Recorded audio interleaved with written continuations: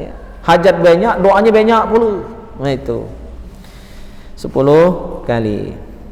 Al-Kafirun. Rakaat kedua Al-Fatihah, terus sudah Al-Fatihah, surah Al-Ikhlas 10 kali. Dah selesai, ya. Nah, di rakaat terakhir sudah sujud, ya, duduk tahiyat, ya, terus baca tahiyatnya beneran, sudah baca tahiyat, sujud lagi. Nah, ini ada tambahannya.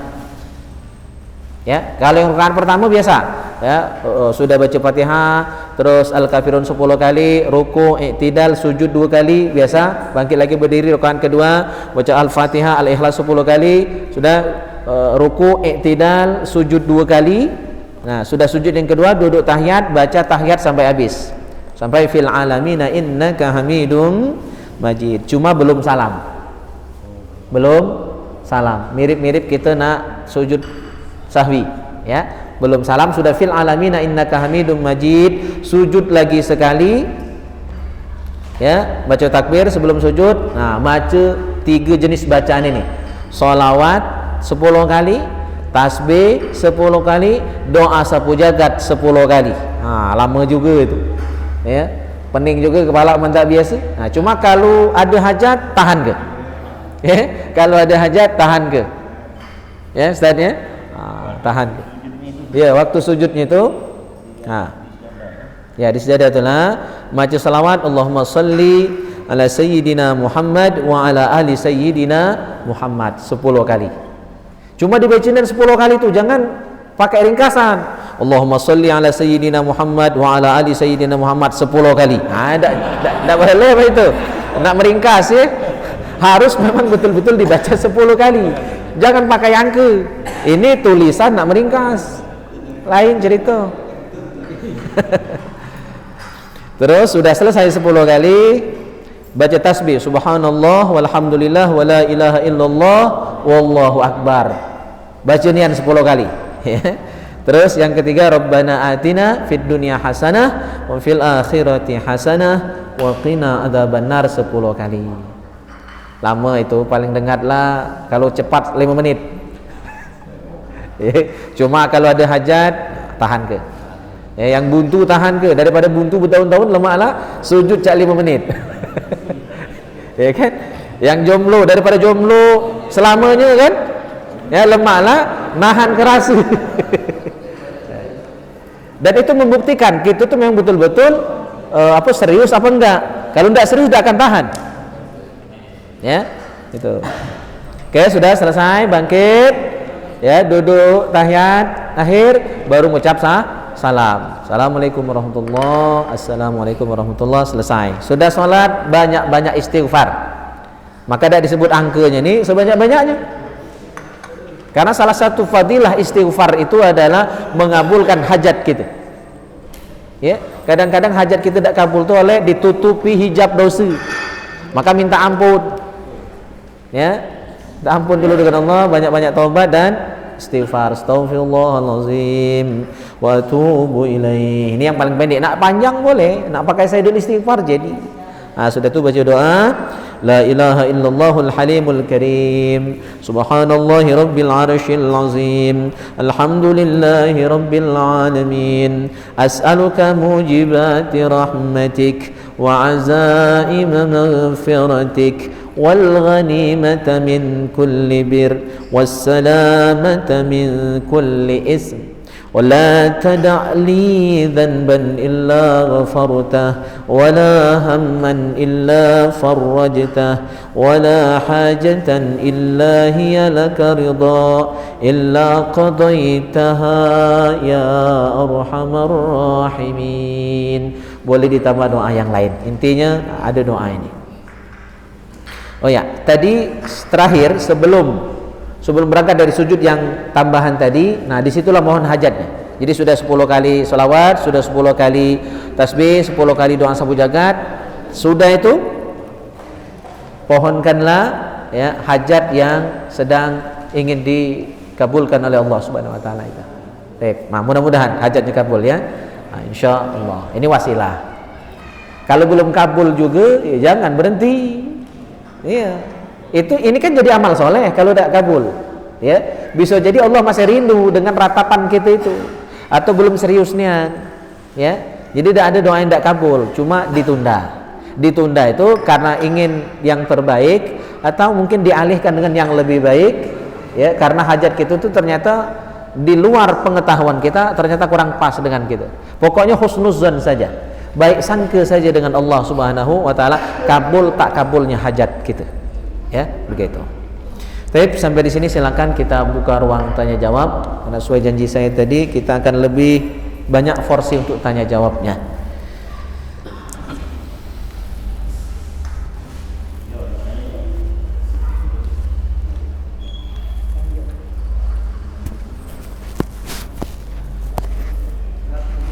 Ya. Ini nanya tentang selawat 10 kali, 10 kali, 10 kali. Maaf untuk tidak mendengar hal yang Pak Ustaz sampaikan tadi. Di sini saya masih bingung, Pak. Yang dibacakan selawat 10 kali, tasbih 10 kali, dan juga 10 kali itu dibacakan ketika pada satu sisi sujud atau ketika berdoa, Ustaz? Saat sujud. Ya, jadi dibacanya saat sujud. Sujud tambahan. Sujud tambahan. Jadi di rakaat terakhir itu tahiyat, ya. Sudah tahiyat, jangan buru-buru salam. Sudah fil alamina innaka hamidum majid, takbir, sujud sekali lagi. Ya, nah, baru baca ini. Jadi itu sujud tambahan. Dan disitulah memohonkan hajat yang sedang kita inginkan. Artinya sudah sujud sebelum fil alamina kan? Mereka lagi ya Allah. Iya. Akbar. Iya. Sujud lagi. Ya, jadi caranya mirip kita sujud sahwi, ya. Nah, sujud sahwi. Cuma bacanya lain, bacanya.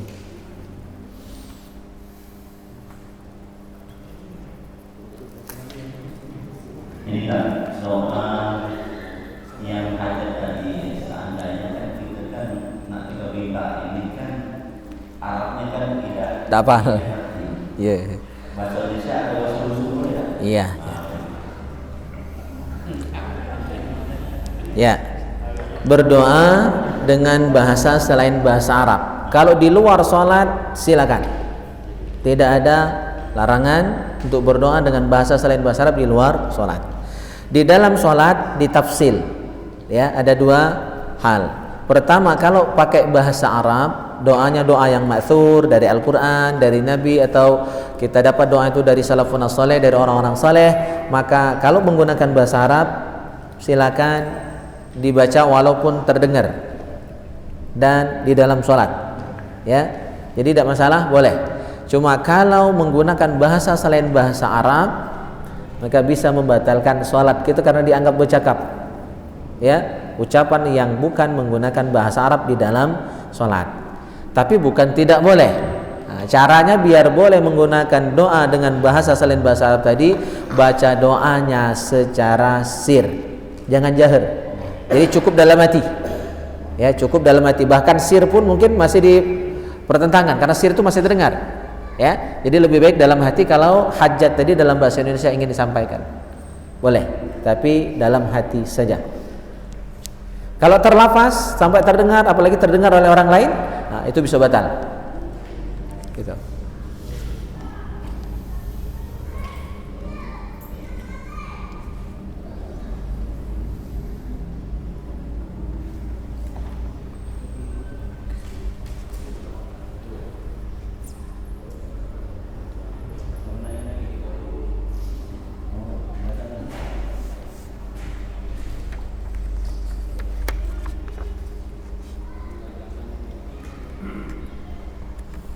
Kak Usman biasanya banyak tabungan. Yang tempo hari kan tidak sempat, habis waktu.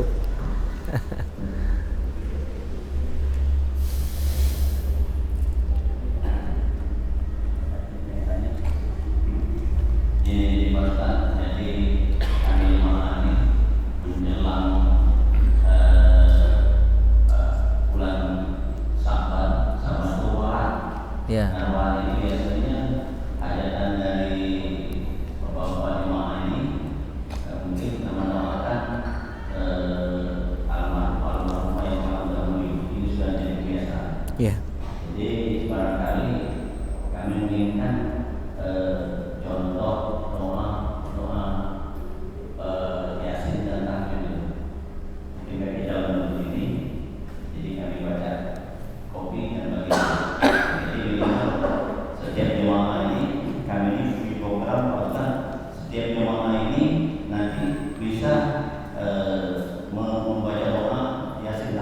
Ya, siap insyaallah. Malam Jumat. Nah. Ini kan program kan 2 bulan, 3 bulan, 6 bulan, hampir setahun. Pokoknya setahun itu sebelum Jumat ini kita tes. Siap, bagus. Apa namanya? Doa tahlil ya. Tahlil. Ya. Kalau kerja Ustaz dari yang singkat mudah. padat. Wah, singkat padat ya. Siap. Ya, mudah lah itu. Yang versi saya itu 3 lembar. Yang biasa saya baca itu ada 3 lembar, cuma kan karena fontnya dibesarkan. Kalau dikecil jadi selembar itu. Cuma sepanjang itu lah. Ya. Iya.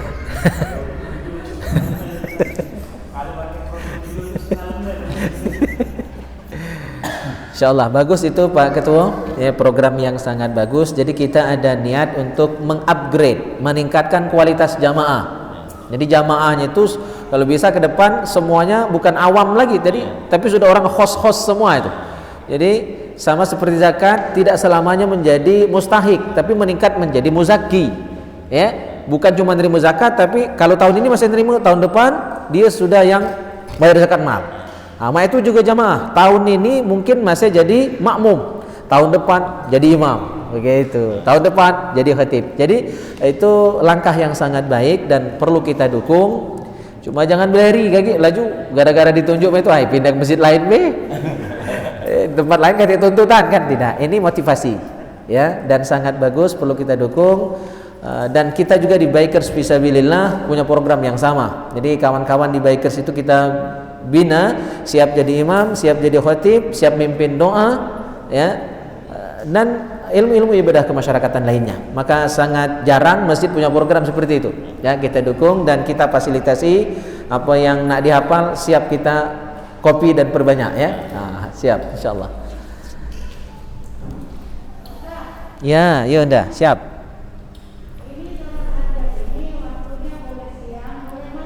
Ya.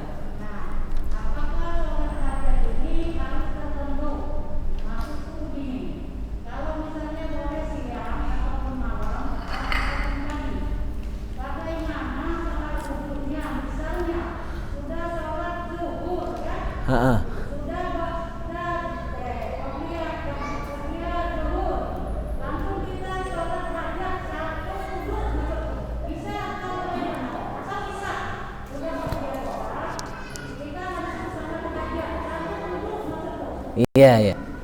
Ya, bagus sekali pertanyaannya. Jadi selama wudhu kita tidak batal, maka kita bebas melaksanakan sholat apapun dan berapa rakaat pun.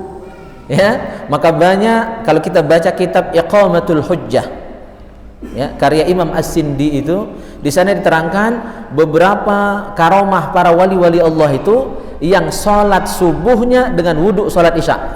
Bayangkan, sholat subuhnya wudhu sholat isya tadi.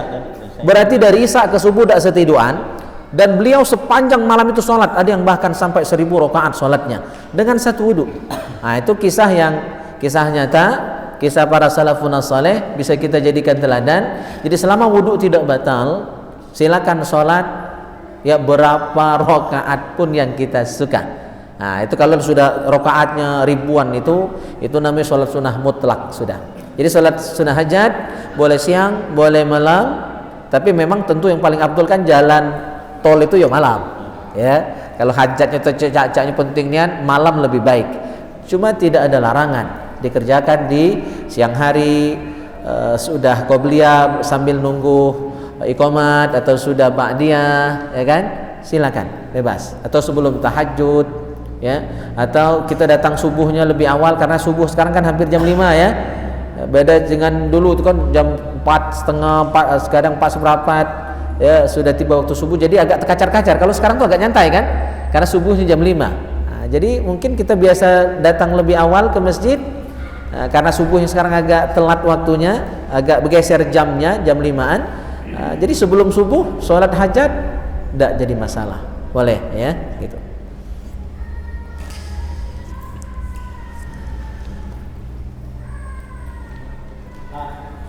Ya. Masya Allah, baru datang orangnya, ya. Lah ada pesanan.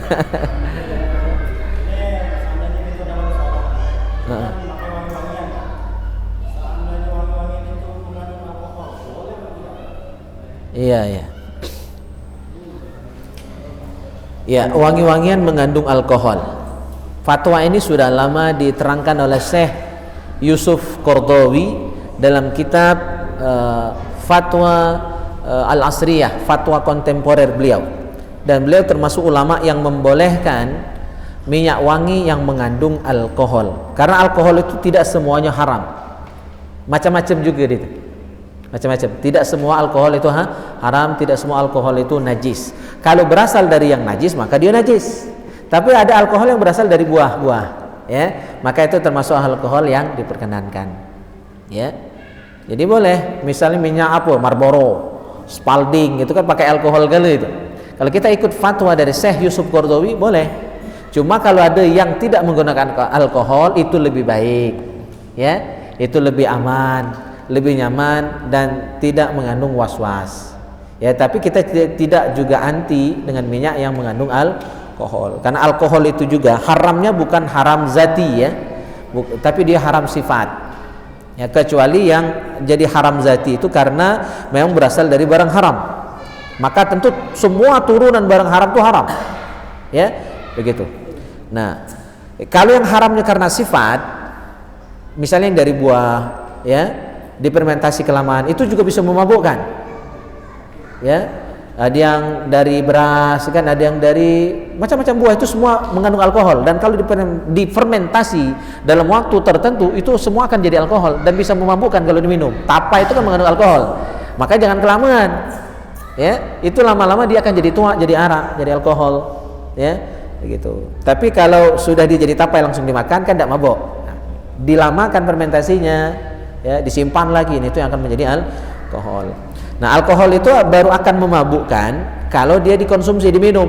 Kalau hanya untuk obat luar, untuk obat luka, ya, tuh yang bang tuh ustadznya, Ustadz Bobo kan, istri beliau kan orang kesehatan, kan untuk ngobati luka, betadin itu pakai alkohol. Kalau seluruh alkohol haram maka tidak boleh pakai betadin, obat abang, obat merah itu kan, itu mengandung alkohol. Untuk membersihkan luka obat luar boleh. Nah, dia itu adalah yang haram mutlak itu kalau dikonsumsi, diminum, walaupun tak mabok. Segala sesuatu yang menyebabkan kita mabok, walaupun waktu kita minum dikit sehingga kita tidak mabok, itu tetap haram. Ya, ma'askara kathiruhu faqaliluhu haram. Sesuatu yang banyaknya menyebabkan mabok kalau diminum, maka walaupun dikit minumnya tetap haram, gitu. Nah, kalau dikonsumsi masuk ke badan, tapi kalau hanya untuk obat luar boleh. Nah, berdasarkan hal itulah maka Syekh Yusuf Qaradawi membolehkan, ya. Tapi ada tentu masalah fikih itu, masalah hukum itu pasti pro kontra, khilafiyah. Ada yang membolehkan, ada yang tidak membolehkan. Maka ketika ada dua perbedaan seperti itu, ada yang boleh, ada yang tidak, langkah paling aman, ya, ambil yang melarang. Jadi lebih baik tinggalkan yang mengandung alkohol tadi, ya, itu lebih aman.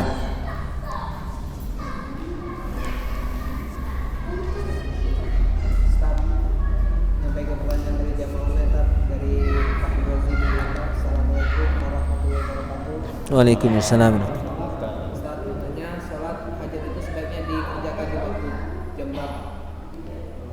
Ya. Jadi dari 24 jam waktu sehari semalam itu yang paling afdol itu adalah sepertiga malam yang terakhir. Jadi menjelang waktu sahur, menjelang waktu subuh, waktu sahur itu waktu yang paling afdol.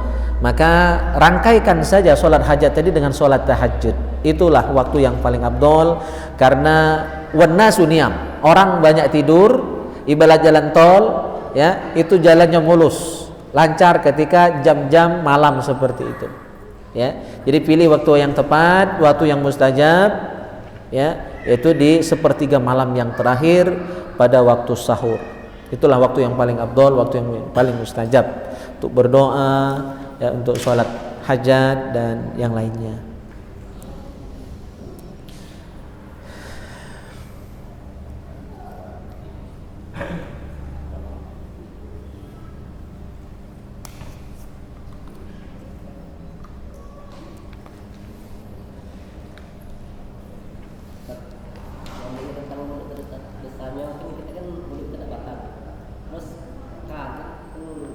Sebaiknya itu umur tuh. Oh iya. Masalah kan itu sekarang Iya. Ya, jadi intinya apakah makan itu membatalkan wudu atau tidak?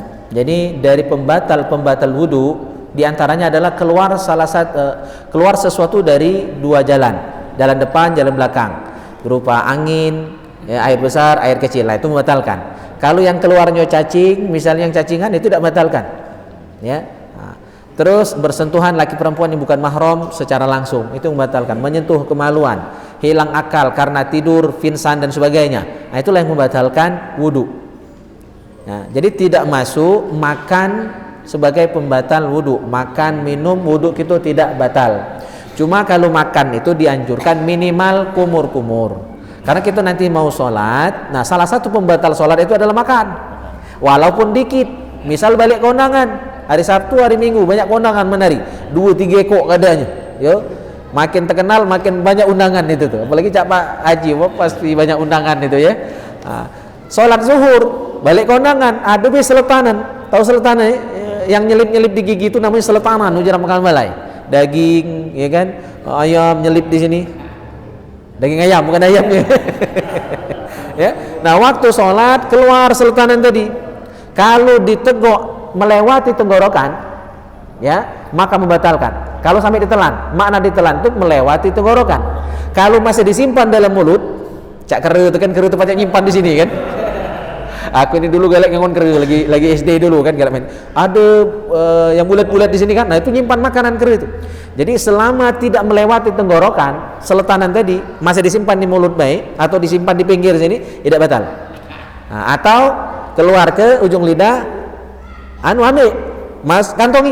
Nah, udah sholat ke, baru udah makannya, udah apa-apa. Kalau ya, simpan. Jadi jangan diteguk. Nah, itu kalau diteguk sholat batal. Nah, konteksnya itu. Kenapa kita sudah makan itu kumur-kumur? Ya, jadi bukan karena wudunya batal. Hati-hati, waspada, ihtiyat, jangan sampai nanti yang nyelip-nyelip di gigi waktu kita makan batalkan wudu, batal kesembahyang. Wudunya tidak batal, sholatnya yang batal kalau tetelan ketika sedang sholat. Maka lebih baik kumur-kumur minimal.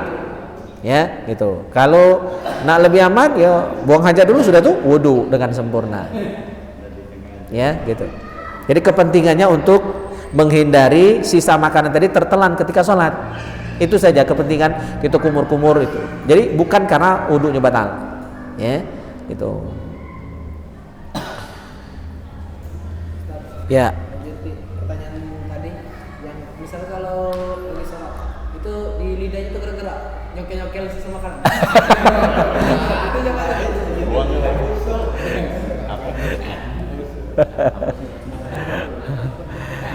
Iya.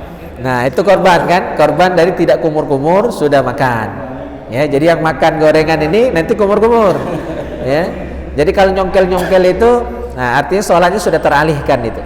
Bukan lagi mengingat Allah. Padahal wa aqimis sholata lidzikri.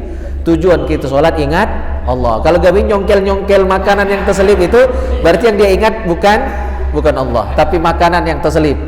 Ya. Nah, jadi kehusuannya sudah berkurang di saat itu. Ya, jadi biarkanlah, ada sana congkel. Kalau keluar jangan teguk. Ya. Alik ke pinggir atau ambil kantongi. Ya Allah, ya gitu ya.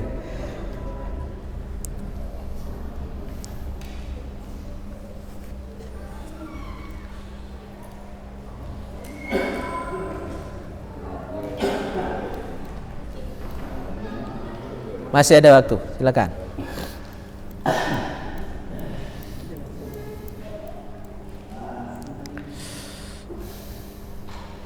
Apalagi anak tanya, silakan. Sholat hajat, lagi.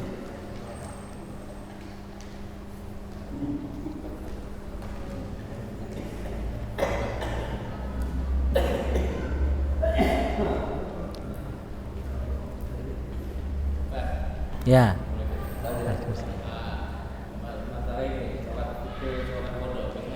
Iya, iya.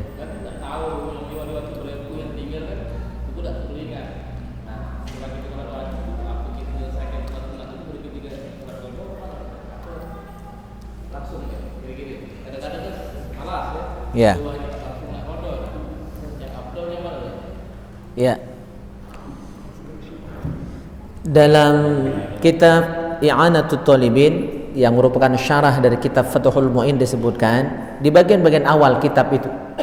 Di jilid pertama masih di halaman-halaman awal kitab itu. Jadi disebutkan fatwa ulama Syekh Zainuddin Al-Malibari menyebutkan bahwa haram melakukan ibadah sunnah bagi orang yang wajib mengqadha salat. Ya, haram mengerjakan ibadah sunnah bagi orang yang berkewajiban mengqadha salat. Nah, maka berdasarkan keterangan itu, jadi kalau kita selama ini baru sadar, ya, baru umur maknarila, galih mayang bertahun-tahun yang lalu tak terkeruan, ya kan? Alhamdulillah masih diberikan kesempatan oleh Allah Subhanahu wa taala untuk sadar, untuk bertaubat, memperbaiki diri. Dan tadi malam kami bahas di Masjid Nurul Ihsan Remiling, ada 6 taubat itu sebenarnya syarat sah nih. Salah satunya adalah melaksanakan ya utang-utang kewajiban selama ini, mengqadha utang salat, utang puasa dan lain sebagainya. Itu syarat mutlak untuk taubat. Jadi bukan cuma menyesal, bukan cuma berjanji tidak akan mengulangi, tapi mengqadha semua yang tinggal selama ini. Ya. Dan itu wajib. Maka dibandingkan sebenarnya kalau kita banyak utang salat, dibandingkan memperbanyak salat sunnah lebih baik mengqadha. Salat sunnah yang kita kerjakan padahal kita ada qadha itu sah tapi haram. Mungkin jarang istilah itu kita dengar ya, sah tapi haram. Sah kalau cukup syarat. Ya, salat qabliyah ba'diyah kita sah asal cukup syarat dan rukunnya. Cuma haram karena apa? Kita masih ada utang. Utang masih banyak lah ngambil barang baru. Nah, itu ibaratnya. Ya. Jadi lebih baik memperbanyak qadha daripada memperbanyak salat sunnah karena tidak sebanding. 1 rakaat salat wajib yang kita tinggalkan itu setara di akhirat nanti kalau tidak sempat kita qadha 70 rakaat salat sunnah. Ya. Jadi kalau banyak utang sembahyang memperbanyak salat sunnah itu saro. Karena kalau meninggalkan salat 2 rakaat saja itu berarti harus diganti dengan salat sunnah 70 kali 2 140 rakaat. Kalau 5 waktu tak sembahyang sehari baik 17 rakaat itu kalikan 70 rakaat salat sunnah. Maka totalnya 1000 ya 190 rakaat. Nah, itu kalau nak diganti dengan salat sunnah. Jadi kira-kira lemak memperbanyak salat sunnah atau lemak memperbanyak qadha? Lemaklah mengqadha. Karena kalau qadha dia satu rakaat diganti dengan 1 rakaat. Ya, gitu ya. Kalau nak diganti dengan salat sunnah, 1 rakaat salat wajib tadi diganti dengan 70 rakaat salat sunnah. Jadi luar biasa sebenarnya hukum mengqadha salat itu. Nah, ada yang salah paham sehingga ada penting katanya mengqadha salat, dia tidak tahu resi ini. Lemaklah mengqadha atau memperbanyak salat sunnah. Mengqadha. Ya, kalau banyak utang. Nah, masalah telunas beda sampai kita meninggal dunia itu urusan Allah. Yang penting kita sadar tadi jumlah rakaatnya tidak jelas, pokoknya malah bertahun-tahun itu pasti banyak, ya kan? Ya, untuk sehari saja 17 kali seminggu kali setahun. Ya, 17 rakaat itu sehari kali 365. Nah, berapa rakaat itu? Nak dikodok kan? Nah, cara kita manusia yang lemah ini goyo ribeh. Jadi tadi sholat maghrib, sudah sholat maghrib sambil nunggu sholat isya, ngodok sholat maghrib. Nah, kakek sudah sholat isya, ngodok sholat isya. Minimal sekok sholat yang kita kodok per sholat itu jadilah. Jadi di samping sholat adaan kita melaksanakan 1 sholat kodokan. Itu minimal. Allah Maha tahu kok kita ni sungkan, kita ni lemah, kita ni malas. Maka minimal sekok-sekok jadilah. Jadi kakek isya, sudah isya jangan balik dulu, ya ngodok sholat. Kakek subuh datang lebih awal. Mengkodok sholat subuh bertahun-tahun yang lalu. Dan tidak perlu disebutkan waktunya kapan, tahunnya kapan. Yang penting sholat subuh caranya sama persis, cuma diganti adaan menjadi kodokan, itu baik. Caranya sama, tidak berbeda. Jumlah rakaatnya sama, ayatnya sama. Nah, cuma mengkodok sholat itu tergantung waktu. Gini, kalau kita mengkodok sholat zuhur nasar di malam hari maka boleh jahar. Kalau kita mengkodok sholat maghrib isya subuh siang hari maka sir. Jadi mengkodok sholat itu tergantung waktunya. Cari mecinya kayak gitu. Jadi boleh 2 cara. Boleh per sholat, boleh per sholat. Waktu isya ngodok isya, waktu maghrib ngodok maghrib, dan seterusnya per waktu. Asar, ngodok asar. Iya, itu yang pertama. Yang kedua, Kita tidak ada per waktu, tapi memilih waktu yang paling nyaman bagi kita, yang paling kosong. Saya pikir mungkin yang paling lewang tuh ya maghrib isya inilah. Ya, sambil nunggu isya, jangan belik dulu, tetaplah di masjid mengkodok sholat 5 waktu tadi. Ya, jadi antara maghrib ke isya kita mengkodok 5 waktu. Gawe ke maghrib dulu. Sudah selesai salam maghrib, berdiri lagi isya. Sudah selesai isya, subuh. Sudah selesai subuh, zuhur. Sudah selesai zuhur, asar. 5 waktu, berarti boleh cari.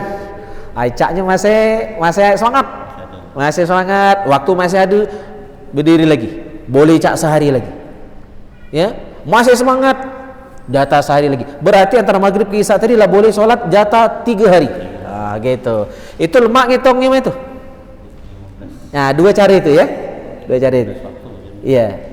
Jadi boleh 15 waktu. Nah, 3 hari berarti. Jadi boleh per sholat, boleh kita pilih waktu yang paling nyantai untuk kita mengerjakannya, ya, tidak begawe awak tuh tidak ada sengal-sengalnya kan. Kalau sudah isya agak sungkan itu, ya, agak sungkan. Ya. Saya pikir waktu yang paling tepat untuk mengkodok kalau mau per hari tadi antara maghrib ke isya, begitu. Nah, cuma di luar jadwal taklim gitu, ya kan? Kalau baca, ya gitu. Tapi ada lagi, ya. Ini dari jamaah online dari Ustaz Nahya. Assalamualaikum Ustaz, mau bertanya. Waalaikumsalam. Habis wudhu senggol istri, batal nggak wudhu? Iya. Iya, menyenggol dan disenggol. Tergantung. Kalau senggolannya itu badan yang tentu kedua-duanya menggunakan pakaian, ya, tidak membatalkan. Senggolan, sentuhan yang membatalkan wudhu menurut mazhab Syafi'i, Pak, ya. Mazhab lain tidak membatalkan. Mazhab Syafi'i yang menganggap batal. Kalau menurut Hanafi sebenarnya itu kinayah, sentuhan itu kinayah dari hubungan suami istri. Jadi jima itu yang membatalkan menurut Hanafi. Tapi menurut Imam Syafi'i, sentuhan pun membatalkan wudhu. Nah, sentuhan yang mana? Kulit ketemu kulit. Ya, kalau pakai pelapis, masing-masing pakai baju. Ya, masing-masing pakai baju bersenggolan.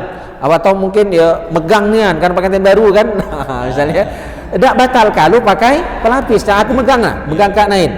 Ya, aku memang tidak pelapis, tapi beliau pakai baju lengan panjang. Tidak batal. Nah, cuma kalau mak ini, nah itu yang batal. Kulit ketemu kulit. Gitu ya? Nah, gitu. Pas waktunya ya.